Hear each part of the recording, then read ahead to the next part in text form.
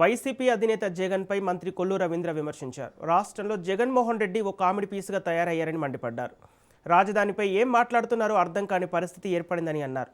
అమరావతికి చట్టబద్ధత కల్పిస్తే రాజధానికి మావిగన్ అనే పేరు పెట్టాలని జగన్ చెప్పటం ఏమిటని ప్రశ్నించారు.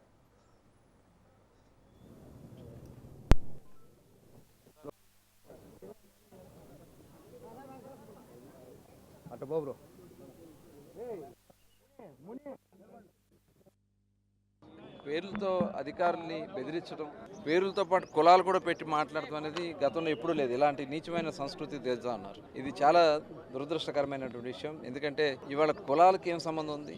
అధికారులు వాళ్ళ పనులు వాళ్ళు చేస్తారు, యాజ్ పర్ రూల్స్ చేస్తారు, కోర్ట్ డైరెక్షన్స్ ఉంటాయి.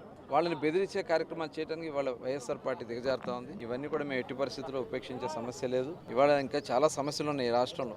ఇవాళ అమరావతి చట్టబద్ధత చేయగలిగాం. యావత్ భారతదేశంలో ఉన్నటువంటి అన్ని వర్గాలు, అన్ని పక్షాలు పార్లమెంట్లో ఏకగ్రీవంగా ఆమోదిస్తే వాకౌట్ చేసి వెళ్ళిపోయినటువంటి ఒక దుర్మార్గమైనటువంటి వ్యక్తి జగన్మోహన్ రెడ్డి, వైఎస్ఆర్ పార్టీ. అలాగే రాజ్యసభలో కూడా మరి ఏం మాట్లాడుతున్నారో వారికి తెలియదు. ఇక పైగా అమరావతి పేరు కాదు, ఏదో మావిగన్ అంట. ఏం మాట్లాడుతున్నాడో మరి ఇవాళ ఒక కామెడీ పీస్ అయిపోయాడు జగన్మోహన్ రెడ్డి.